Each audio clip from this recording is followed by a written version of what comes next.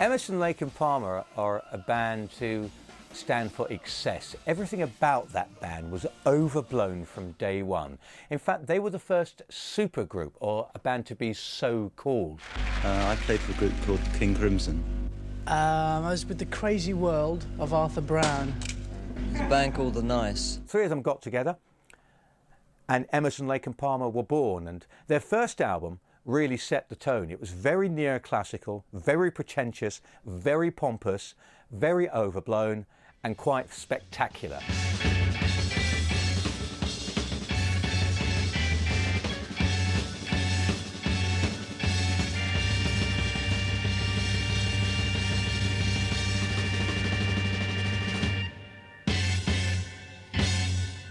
There were a lot of expectations for what the band were going to do, and when they finally came out with the self-titled album, it was superb. Any debut album has to be the calling card of a new band. Of course, Emerson, Lake and Palmer were well known in their own right as individuals, but they had to show that what they were going to deliver was more than the sum of the parts, however wonderful the parts were. So it's crucial that Emerson, Lake and Palmer, the album that we now know as their first one, hit the ground running, and I think really it has to be said it did.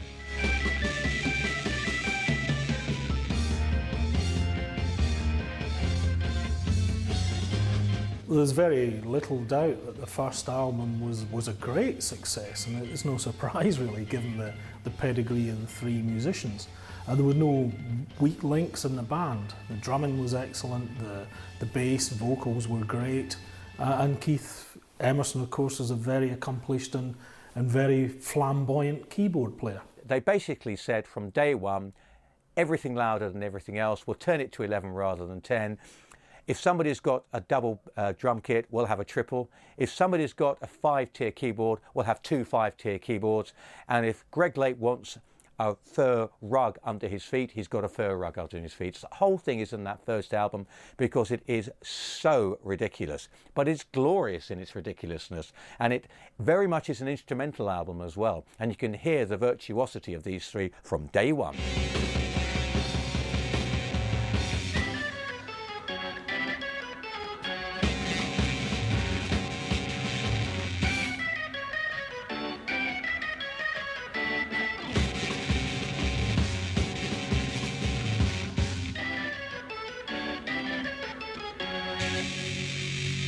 The Barbarian, which opens the album, sets out the ELP stall right from the start.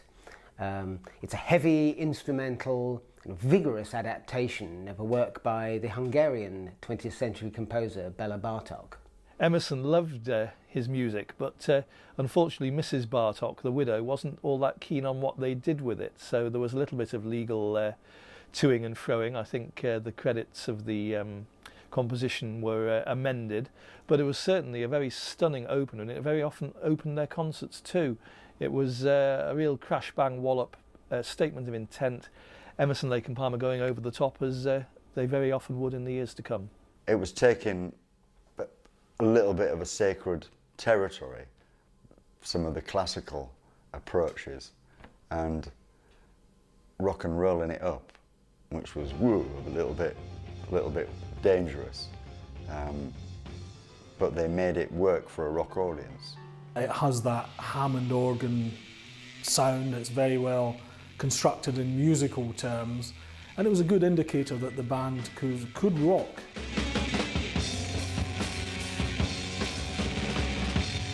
Barbarian was one of my favourites actually. I had it on a tape when I still lived at home, and I just played it to death, and the whole family nearly kicked me out. I just used to play it and play it. Just something about the atmosphere of it and the whole feel of it. Barbarian's not one of my favourite songs off the album, but the debut album years later really consists of, for me, the songs that have a lot of feel, which are things like Take a Pebble, Lucky Man, and more of the acoustic ones. Take a pebble, cast it to the sea, then watch the rivers that unfold into me. Take a Pebble was Emerson, Lake and Palmer at their more thoughtful. The Nice, which was the group Keith Emerson had helmed before ELP, had one particular number called Hang On to a Dream, which was written by Tim Hardin. And that was the number where Keith would stop assaulting his organ, so to speak, and go over to the piano. It was a bit of a showcase for what he could do on the piano. And Take a Pebble was more or less the equivalent of that in the ELP repertoire, because it also gave Greg a chance to be a bit soulful and a bit, I don't know, show a bit of his feeling. So it was obviously the calm in between the storms.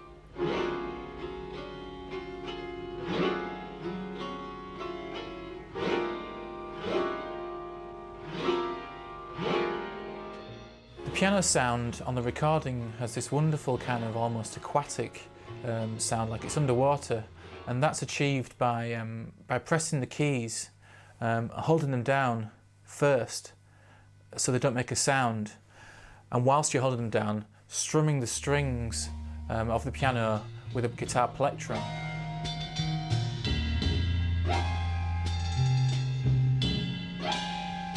So Take a Pebble starts with what you really think is a G flat chord, G flat major 9. But when the bass comes in, it comes a third below what you expect.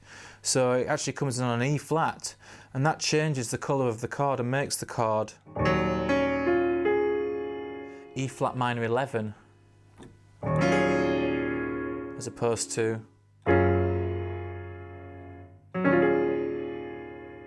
and then that moves up a whole tone to F minor 11, which without the bass, when you hear it on its own, you think it's just going to be an A flat major 9, but because the bass is a third down, it changes the colour of the chord again. So the two chords.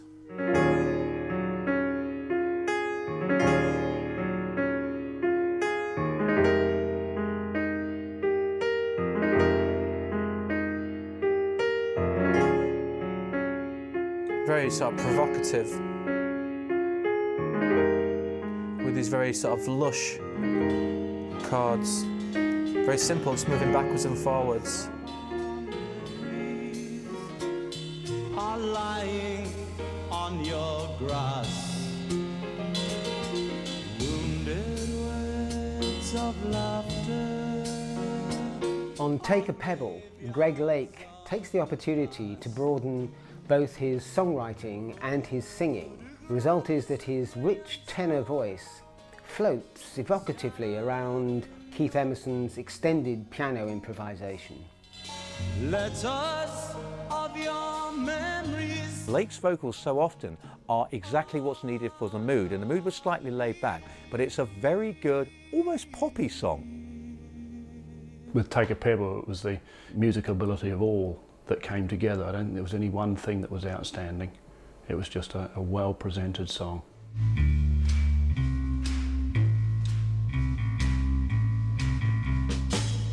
Tread the road, cross the abyss, take a look down at the madness. Knife Edge has a sense of dramatic urgency about it, although the sound separation between the instruments is kept very clear and distinct, which is a tribute to Greg Lake's production of the album. In fact, Greg Lake's vocals on this track are very reminiscent of his days with King Crimson.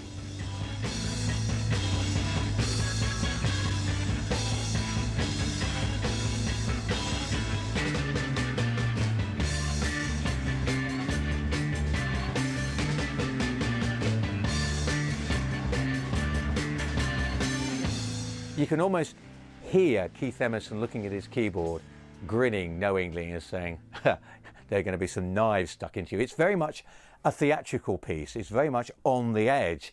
And because of that, and because it's very neoclassical and really has that thunderous sense of rhythm and occasion, it works beautifully.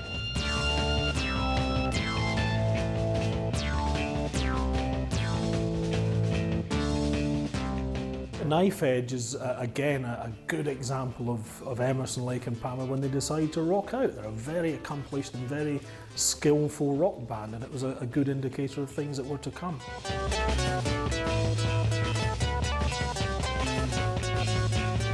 Emerson, Lake and Palmer's debut album laid out their manifesto, which was a blend of dynamic, progressive English rock, European classical music and American jazz.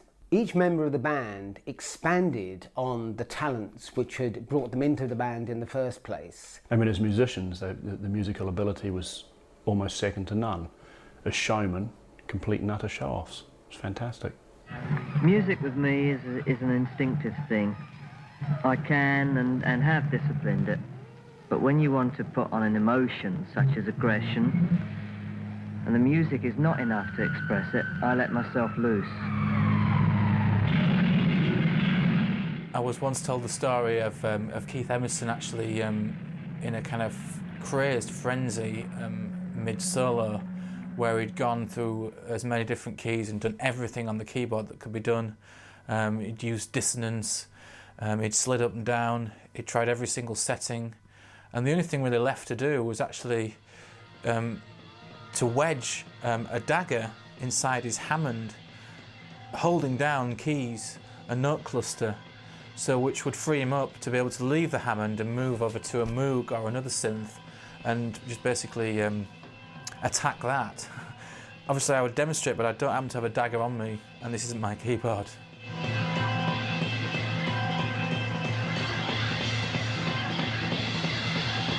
I remember watching him live, thinking he was one heck of a showman. And that sound that he got was, nobody was getting that kind of a sound then. I guess it was the classical approach with a bit of meat and potatoes behind it. Keith Emerson was a prodigiously talented keyboard player, and arguably he did for the keyboards what Jimi Hendrix and Pete Townshend did for the guitar. And like Jimi Hendrix and like Pete Townshend, he was also a showman. But the irony was that Keith Emerson's stunts, like playing the keyboards upside down, I remember, or sometimes he would play with his back to the keys. The critics used to mock and revile these stunts, but the critics never seemed to then pick on Hendrix or Townshend when they performed similar stunts, when Hendrix set alight to his guitar or Townshend indulged in a bout of ritual guitar breaking. Even his critics couldn't doubt that Keith Emerson is one of the most technically gifted keyboard players that rock has ever known. What his critics would say, though, is that sometimes he confuses speed and technique with feeling. Sometimes these guys would play fast and show off their chops, perhaps not always giving it the sort of feeling and passion that you would like to hear. Keith Emerson's keyboard style is very unique to him, because the fact that there's only really drums and bass with a bit of guitar in Emerson, Lake and Palmer music. He's got a lot of freedom, really, compared to other keyboard players. I just allow my mind to wander over improvisations at the piano, at the keyboard.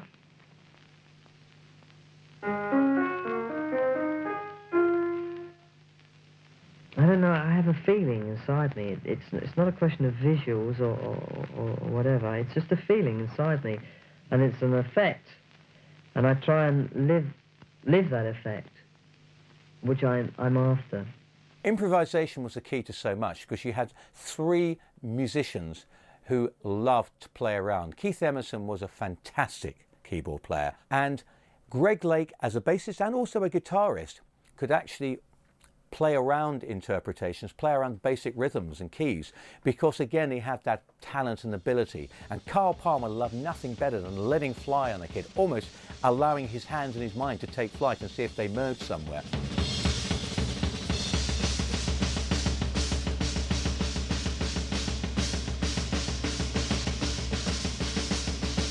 Palmer was a great drummer.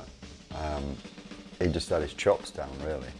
He could sort of solo and keep you interested. So when there was 3 of them playing, it was 3 times as interesting, you know.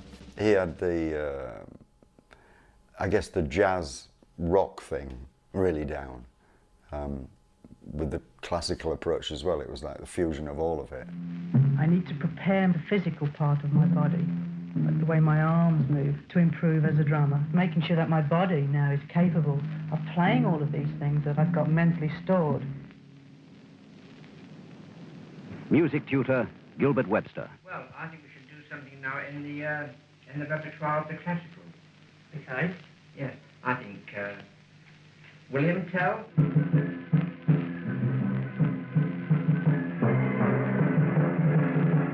Carl Palmer is a fantastic showman. He's a master of his craft, and he brings something to drums which isn't easy to do. It's very hard to find drummers who have a distinctive style, and Palmer is one of those few drummers that you can actually recognise just because of what he plays. It's always difficult to put Carl Palmer into context because he stands apart from Keith Moon, John Bonham and the like, who were very much rock drummers. Very heavy, very powerful. Carl Palmer belonged to the prog rock era. Now, how Carl Palmer stacks up against the true greats, he's up there with the very best of them, no question at all. If you see Carl Palmer perform live, it's astonishing. His drum solos are among the very few that people can actually watch.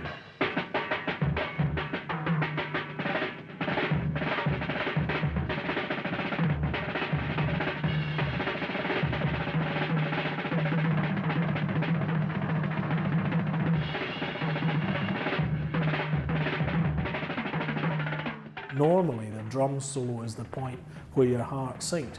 Even the great John Bonham or Led Zeppelin, I've found that for me, in the live arena, occasionally his drum solos did drag and it did get dull, but Carl never gets to the point where his drumming drags. His solos are always interesting. They're relatively short, relatively crisp, and they're very well constructed. He thinks about what he's going to do, so in the live arena, they bring some real great excitement to the proceedings.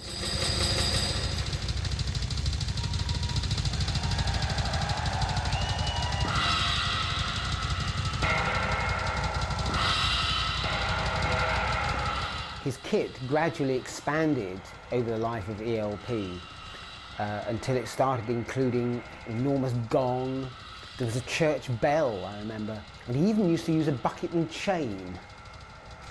At one point, his kit weighed over half a ton. He's a good drummer.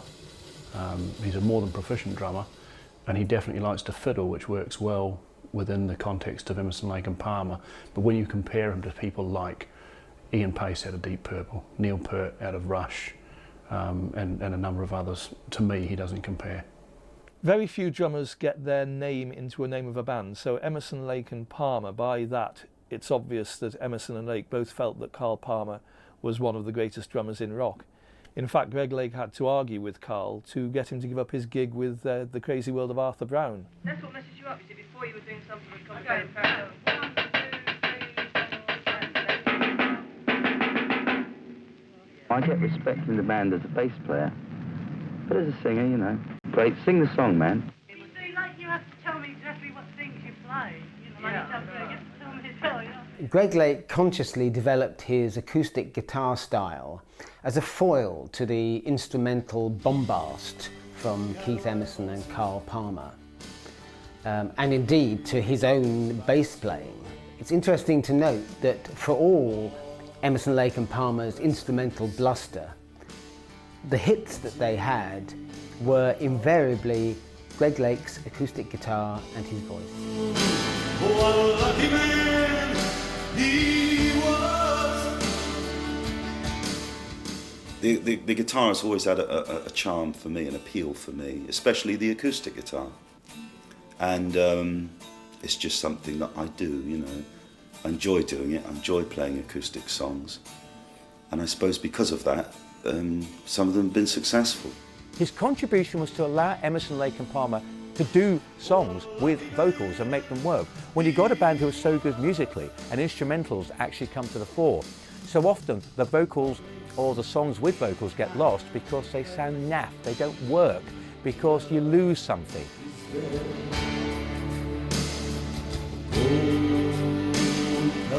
I think they probably thought they needed songs, which is probably where he came in.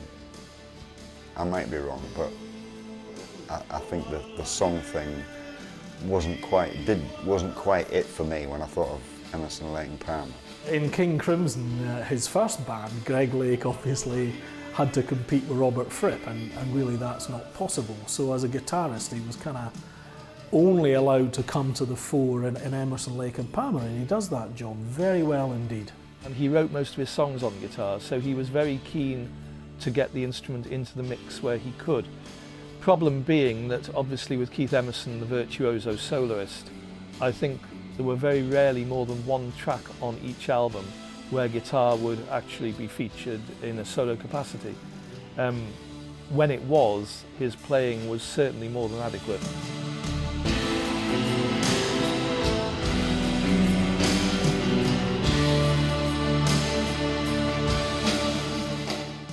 After the musical promise of their first album, ELP really delivered on the second, Tarkus. The title track of the album takes up the whole of the first side. It's a dense, intense, rhythmically complex piece that exploits the whole range of Keith Emerson's synthesizers and of Carl Palmer's drum patterns.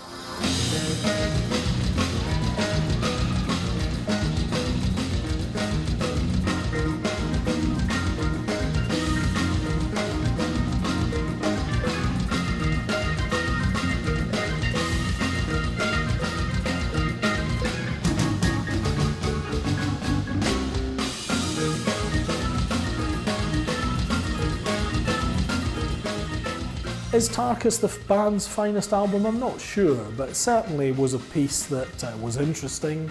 It had lots of different colour and textures to it, and by now we were beginning to develop a very unique Emerson, Lake and Palmer sound.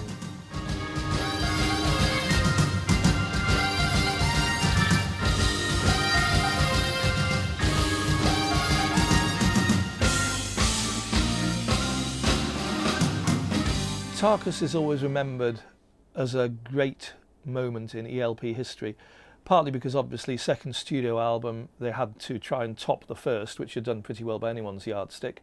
It was a concept album which was all the rage in the 70s, as we well know, and it was something that held together probably better than most concept albums. It had light and shade. The track Battlefield, I'm thinking for instance, that was a Greg Lake showcase, gave a little bit of a rest to the keyboards. But most of it was Keith Emerson really piling on the keyboards, piling on the atmosphere and going over the top.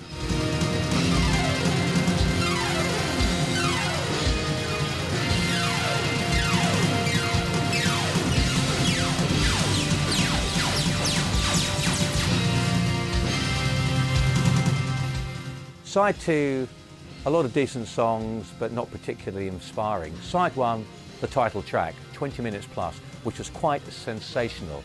It was a symphony. It was Emerson, Lake and Palmer going into different parts and different patches and going for different moods and movements. And they actually preempted Yes with Close to the Edge, Genesis with Supper's Ready, all those great prog rock epics. And it still stands up today as a magnificent presentation of what ELP could do. I think the biggest disappointment with Tarkus was probably the production and the recording. And I don't think that has anything to do with the people concerned. It was more the limitations of the day. It was very much a learning curve, and they were putting a lot of things in there, and many of them worked very, very well. But for me, it's not an album that I would play that much nowadays. Realize you are.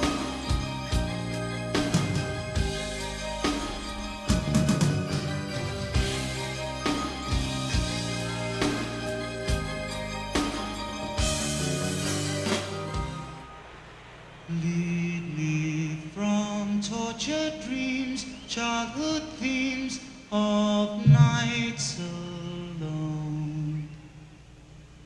Wipe away endless years, childhood tears as dry as stone.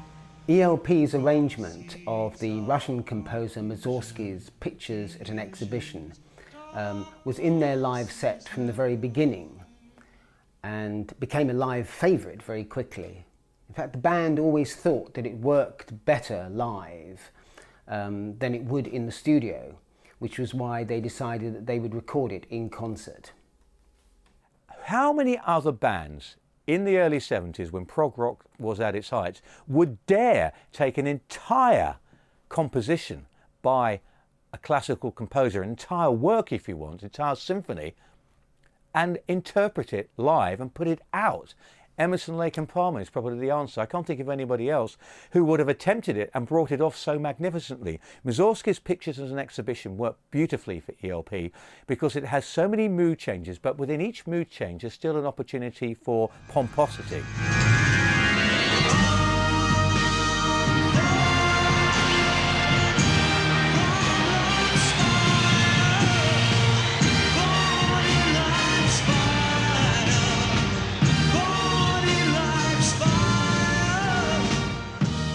It's all a matter of taste, of course, but I certainly prefer Emerson, Lake and Palmer's version to Mussorgsky's pretty sketchy, very dry composition.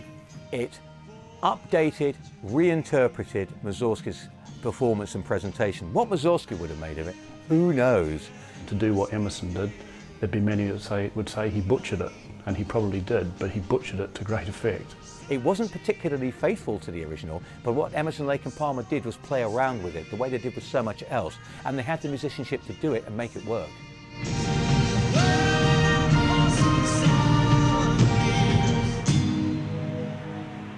I don't remember anybody else doing the sort of epic, over-the-top productions without it being pretentious, but they managed to do it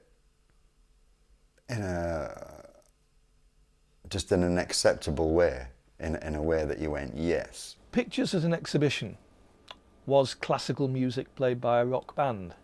Now, for teenagers like myself, classical music was what your parents listened to. When Emerson, Lake and Palmer got hold of it, it didn't quite sound the same. I think it's very hard to compare it to the original. The original one was written for strings. It was written, you know, a century or so before, and Mussorgsky certainly didn't have the electronic resources that Keith Emerson had. But yeah, I think they did it very well. I think it was a very brave thing to do. But it wasn't something that was unexpected from Emerson, because if you listen to the pieces he did with the Nice, then there was a vast array of classical arrangements that he had then taken and made his own.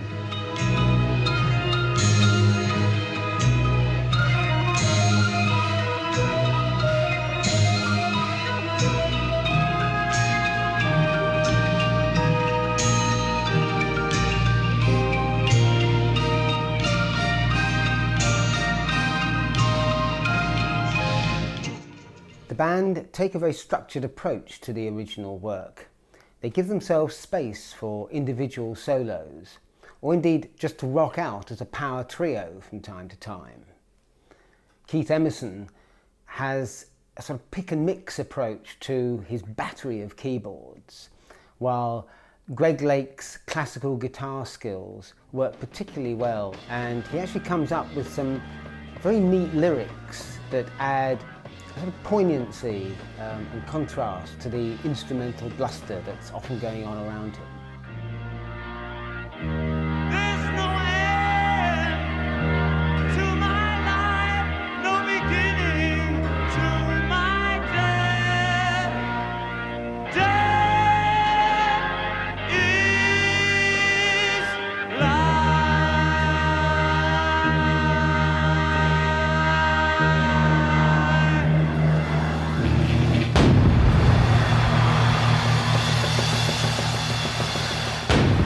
Trilogy was Emerson, Lake and Palmer's fourth album in 18 months, if you can believe it. Admittedly, one was a live album, but in those days, doing an album every 6 months was not an unusual thing. Obviously, if you were touring to promote your albums as well, you had to come up with songs and ideas in the odd rest day that you had. So it's amazing that Trilogy held together as well as it did. It was very much, though, after Tarkus, going back to songs. It wasn't a concept piece as such. Individual songs which had a life of their own, and apart from the trilogy title track, which was 3 songs in one, so I suppose that was a reversion to type. But Trilogy was much better than perhaps it had a right to be.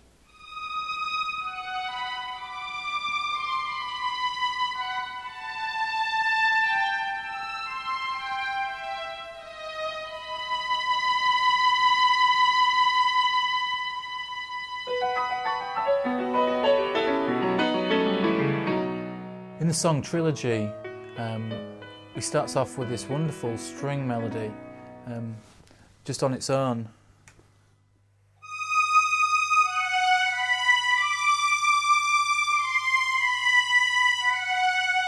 Very sort of haunting, in the key of B major, and then the string note is held on, and the kind of what's sort of a piano ballad type thing comes in, and that begins with B major.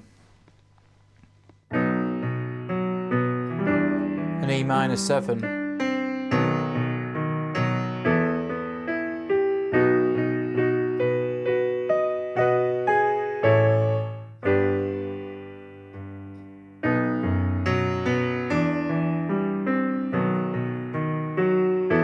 And then we get to this other section where basically the band get a chance to really go off on one, and the time signature moves to 5/4, and we get this chromatic riff. There's just 2 very simple notes between B flat and B, a semitone apart, so you kind of get this.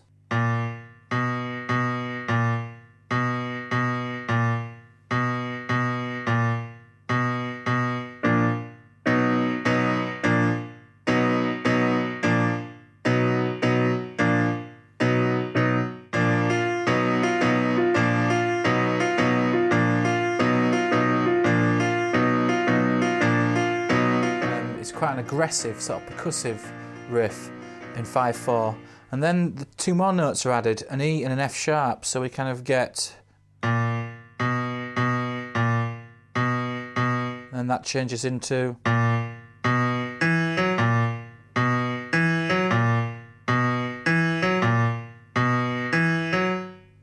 and those become chords.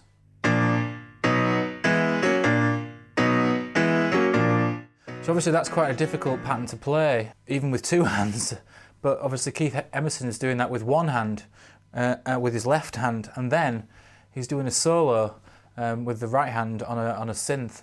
So it just gives you some kind of insight into the technical sort of requirements to be in ELP.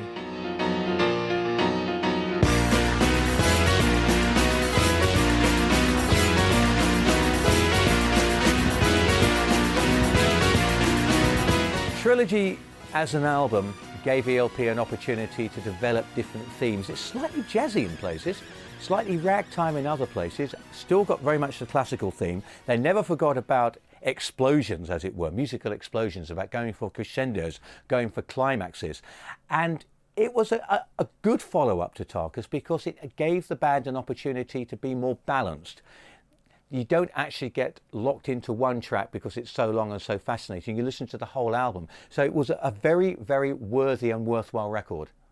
Although Keith Emerson described Trilogy as just a collection of songs, there's a strongly integrated feel to the album, even though there's no concept there. It's the sound of a band who are feeling supremely confident about really tackling any style that they want to. It's Greg Lake who supplies the hit single from the album with his evocative ballad From the Beginning, which also gives the album an unaccustomed romantic edge. From the beginning,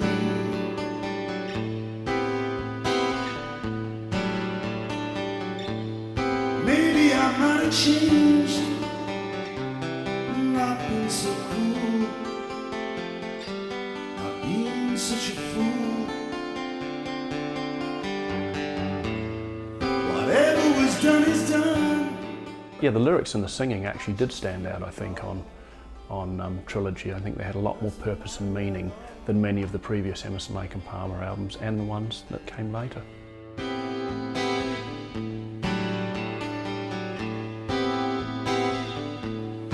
You see, it's all clear.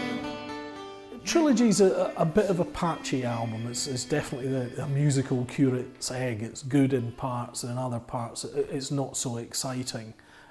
Overall, though, I like the quality of the playing, and the band is definitely beginning to come on its own, and we're looking forward to the next album, which for me would be the highlight.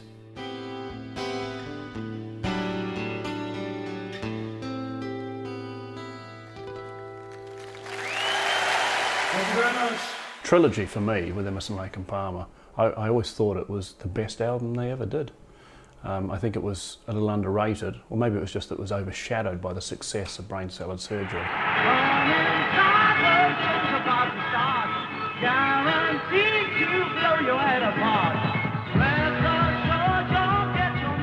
I think Brain Salad Surgery must be the best studio album the band were ever to produce. By now they were completely into their stride, and the quality of the writing on Carnival 9, for example, is really something else.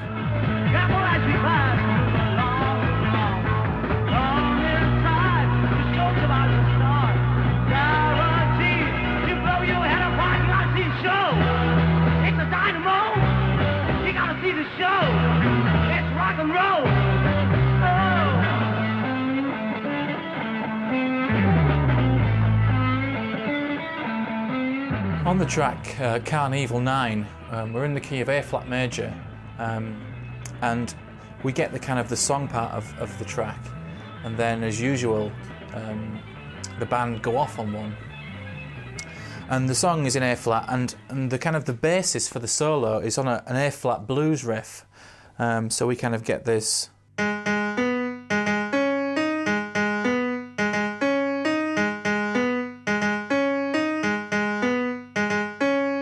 Which repeats over and over again, and allows Emerson kind of a platform that he needs to just go off on one, move through different keys, different scales, and just basically express himself on the keyboard.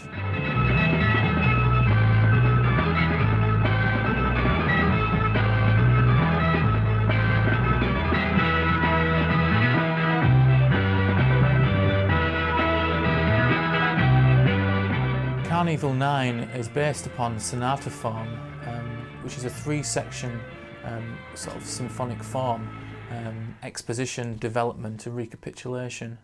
In this song, the exposition section is basically the first part of the song, where all the ideas are put forward. The second section, the development section, is the solo part where Emerson just goes off on one and really develops all the ideas that they've used in the first section. And then the third and final section is the recapitulation, where they basically come back and recap on their ideas that they used in the first section. And in this case, obviously, the song comes back after the solo. And then to end it all, we have a kind of a coda or an outro section to finish the song off.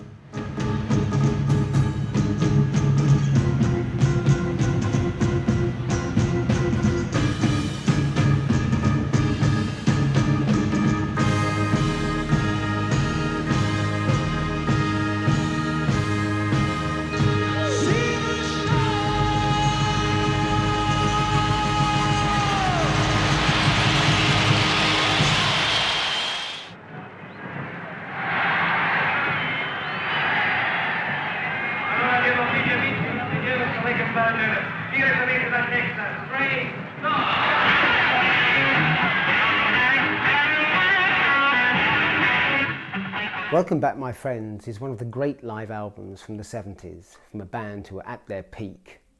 It has the same luxurious sound that the band were devoting to their stage sound at that time. From the opening siren that heralds a breakneck version of Hoedown, the band take every opportunity to embellish their previous studio efforts. Frequently when lists are compiled that Welcome Back My Friends doesn't make it, but for me it's one of the great live albums, and in this case a triple live album. Deep Purple were happy with a double. Thin Lizzy were happy with a double. UFO were going to be happy with a double. Everyone was single, double. Oh no, not Emerson, Lake and Palmer. We're going to have a triple live album. I mean, whether you liked Emerson, Lake and Palmer or you hated them, no one can take away the fact that it was a highly innovative thing to bring out 3 long-playing records in one one pack, and I think, if I remember, it was the price of 2 albums when they brought it out. It was action-packed.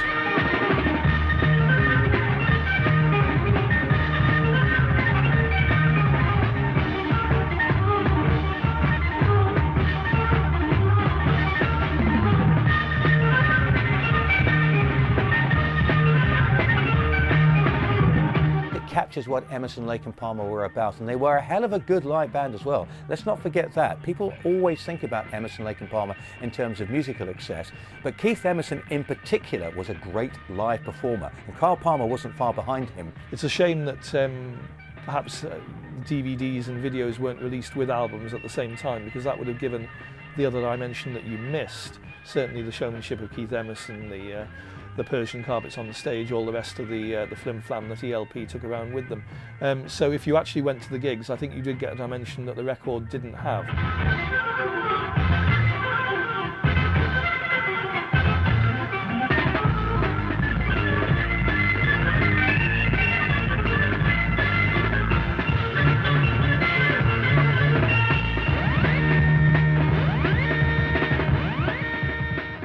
Works Volume 1 was a double album where each member of the group had one side to themselves, and the fourth side was devoted to the group.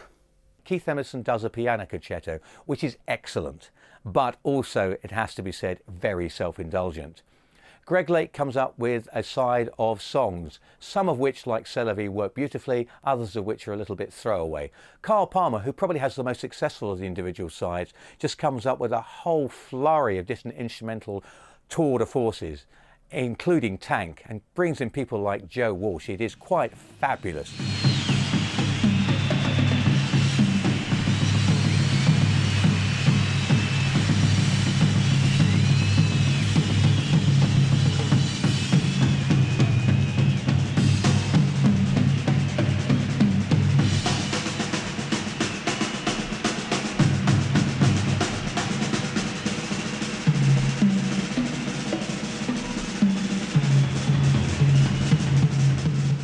Emerson, Lake and Palmer quite enjoyed, I think, taking risks musically, doing something that maybe everybody wasn't doing, being a little bit avant-garde and not really caring what people thought.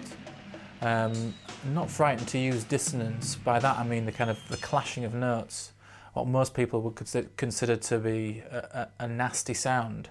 They quite enjoyed the fact that it was nasty and that it got a certain effect. So when you're trying to create moods, obviously, you know, there are darker moods that need to be kind of portrayed through dissonance.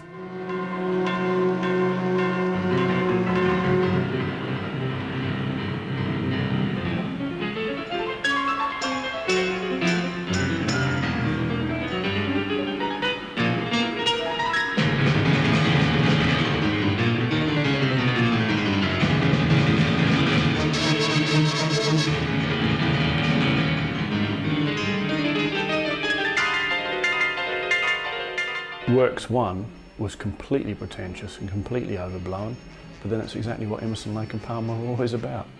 So really there's nothing wrong with that. They had the money and the ability to indulge themselves, and they certainly didn't do that by halves. It's typical ELP.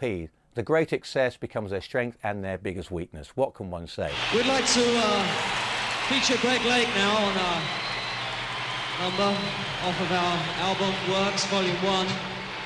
This is Greg Lake's song called C'est la vie.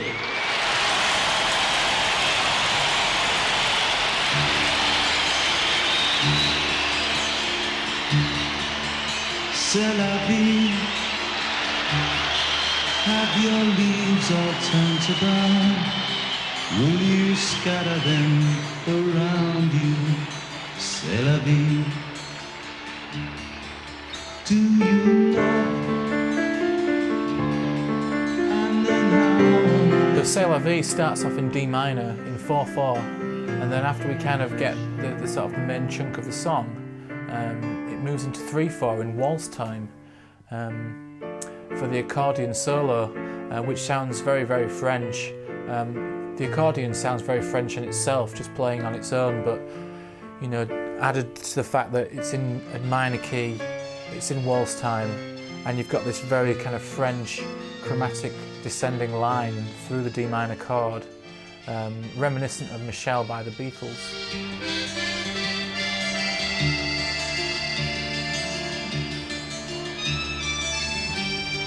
So the 12-string guitar takes care of the rhythmic angle of the song really throughout. There's hardly any percussion in it, and there's no really beat to kind of lock into. So the 12-string arpeggio, this broken chord that goes up and down, that really runs through the song and kind of knits it together. Then around that we've got this orchestration that fits sort of perfectly. And then a very reverbed vocal from Greg Lake, but what an amazing voice.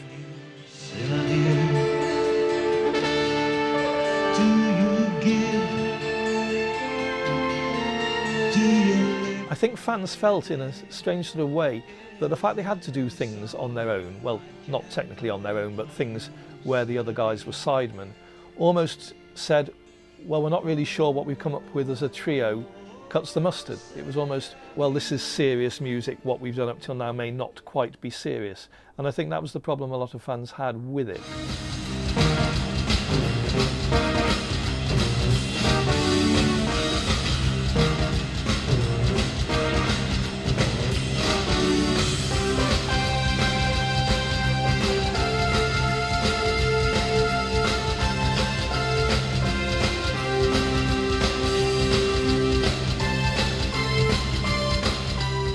ELP's reworking of Aaron Copland's Fanfare for the Common Man was the highlight of the fourth side of the album, Works 1, which was in fact the only side to feature the group. It captured the group in full flight, although it has to be said some people were beginning to mutter by now that this style was becoming a little bit hackneyed.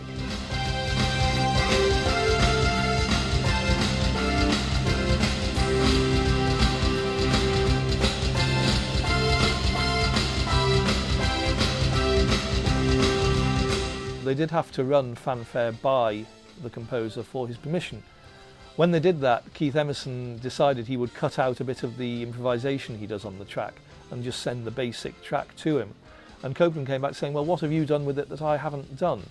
So Emerson then came back and said, well, actually, I cut out a bit that I thought might offend you. Copland liked the improvised version, gave it his thumbs up, and so off we went with Fanfare for the Common Man.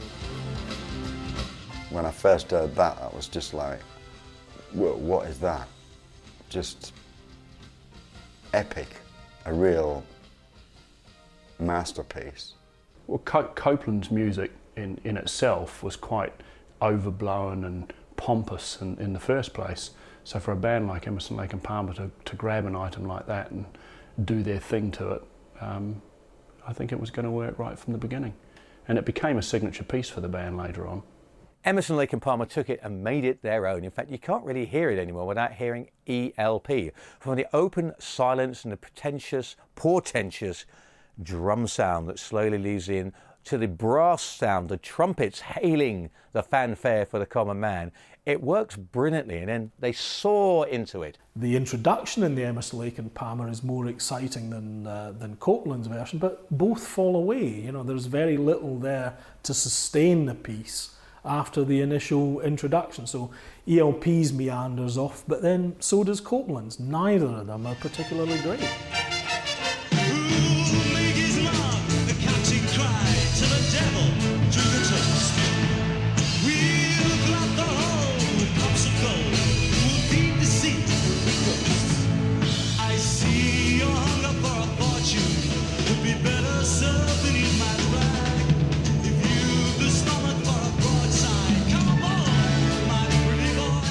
Pirates was a musical interpretation, a composition originally put forward for a film soundtrack. Now I think it was originally put forward for a film called Dogs of War, but rejected. So they turned it into Pirates, which is about pirates of the Caribbean, sailing the seven seas, raiding ships, stealing gold, going into shore, getting very drunk and doing what you do when you get very drunk.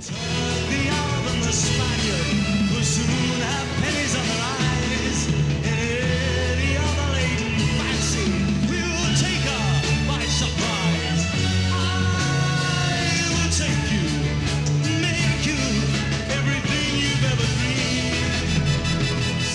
Pirates was a soundtrack-styled piece that frankly lacked the impetus or the intensity of some of the earlier classics like Tarkus or Carnival 9.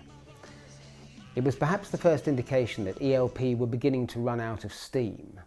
The 2.5-year break that they'd just taken had meant to be to recharge their batteries, but in fact it only seemed to have driven them further apart.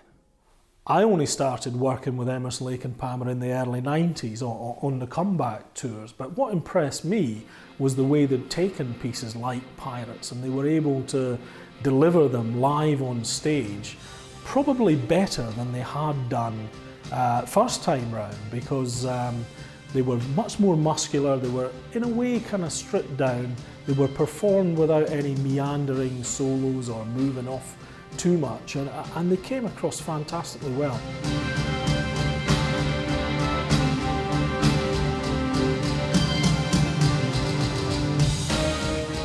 It was something that ELP, I think, possibly didn't better, certainly in the rest of their career together, but it was a great way to end works, and if you did play the whole thing through all 4 sides, which you'd have to be a really big fan to do in one sitting, Pirates was a great way to end.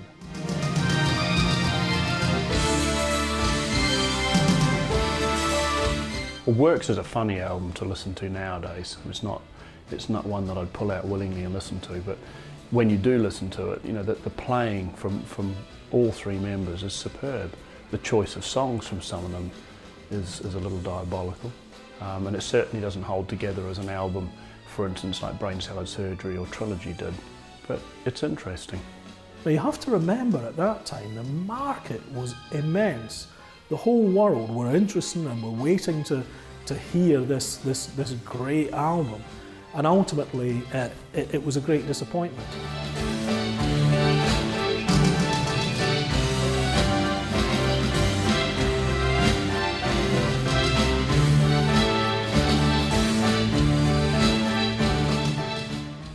Works Volume 2 was a collection of singles and leftovers from the earlier Works album.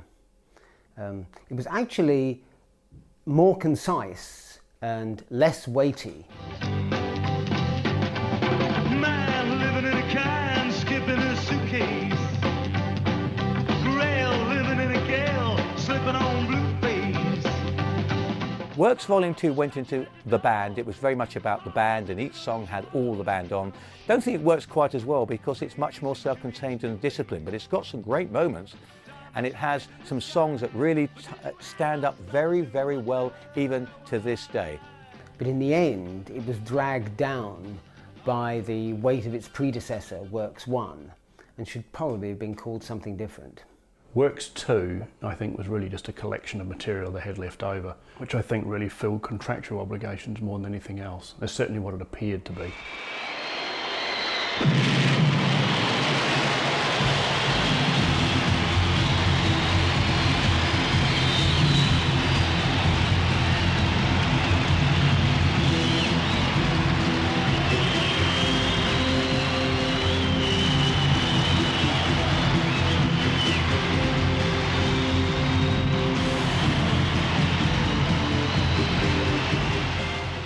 Emerson, Lake and Palmer made the biggest mistake of their career when they decided, we're going to tour in America with a symphony orchestra. We're taking a symphony orchestra with us so we can actually give these musical pieces the sort of interpretation they deserve. They need a 70-piece orchestra, we're bringing one with us. Financially, it crippled them, an absolute disaster.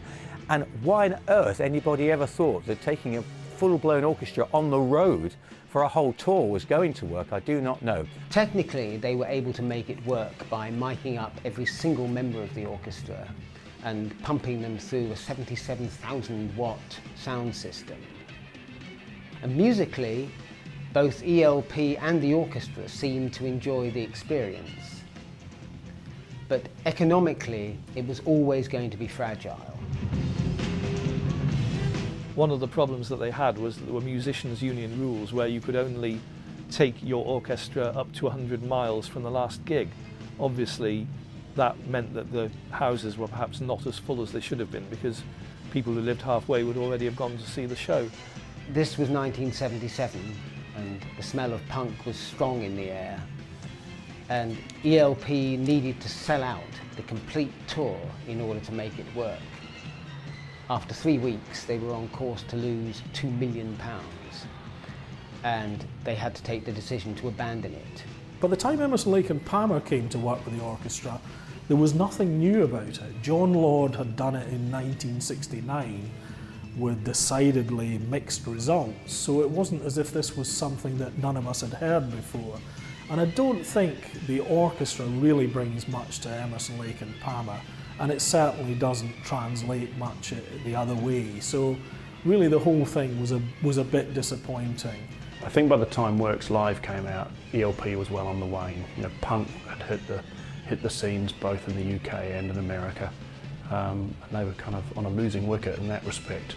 Really, most of their pieces that became commonly associated with them, with the exception of Fanfare for the Common Man, had already been and gone.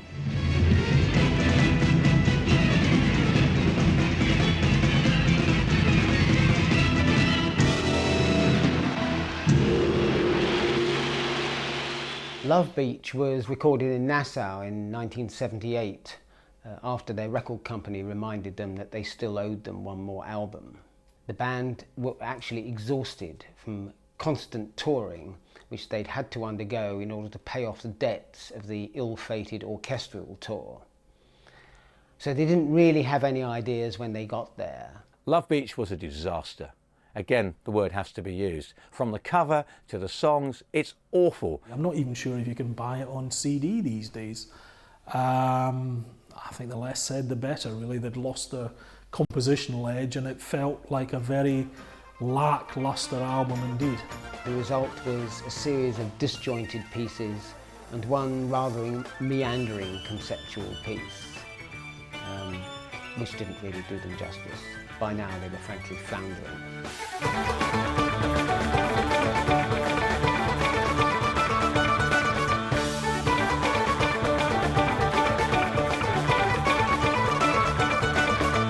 Love Beach was a weaker album than any album they'd ever done, with the exception possibly of Works 2. But there were a few good things on it. But I think more it was a victim of circumstance and a victim of the time. Punk was starting to really knock at the prog rock giants, the dinosaurs if you will. A lot of the prog rock bands adapted, or alternatively kept going as they were, believing their audience would stick to them. Those that adapted, for instance Genesis did it very well, and did it but through an understanding of what it would take to succeed in a new era and a new environment.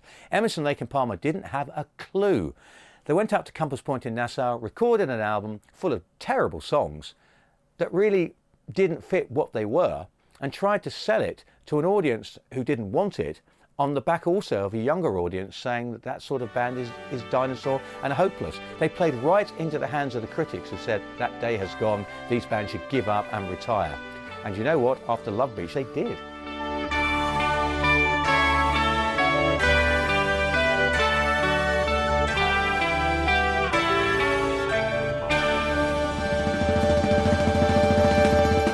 After 14 years of solo careers and various reunions, which didn't actually always involve all three original members, ELP were cajoled back into the studio for one more album by a friend of theirs who'd been in Atlantic Records called Phil Carson. 1992, different time, different era, different place, different way of working. And there was a lot of excitement about Black Moon, but as an album it's not particularly good, because I think ELP tried to fall between too many stools. They tried to be who they were whilst acknowledging what was going on musically at the time.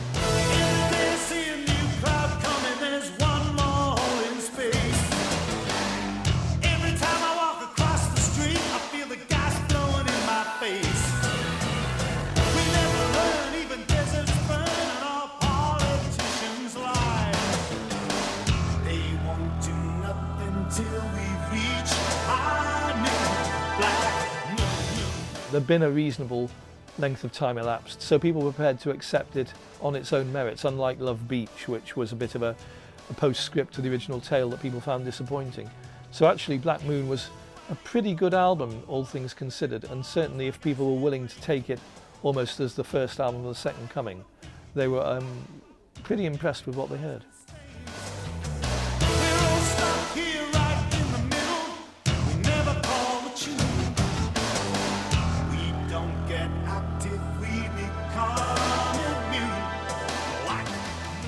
When I first bought Black Moon, I put it on and thought, you know, is this going to be a good one or not? And I think I was quite pleasantly surprised with it. It was not a bad album. I started working with a band at the same time as they just released Black Moon, and I was completely blown away by it. It's an album that's definitely worth getting a hold of. It's got the essence of ELP. There's a wonderful interpretation of Prokofiev's Romeo and Juliet theme, and the songs are superb, the production's superb.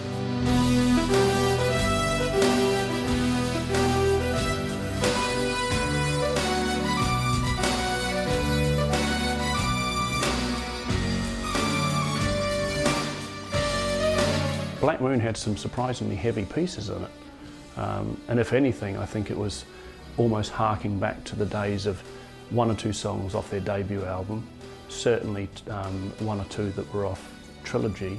The most important thing it did is give them a springboard to go back on the road, because that's what people wanted to see them. People wanted to be out there hearing the great numbers that they did and seeing them perform live.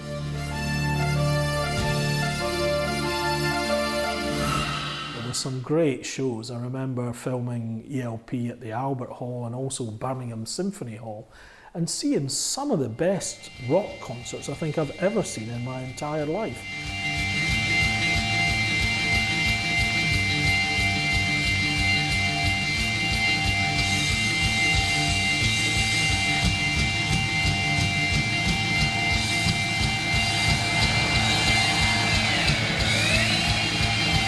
It really should have heralded a return for the band, but because the group had never been fantastic composers, I suppose, they lost their audience in the 70s.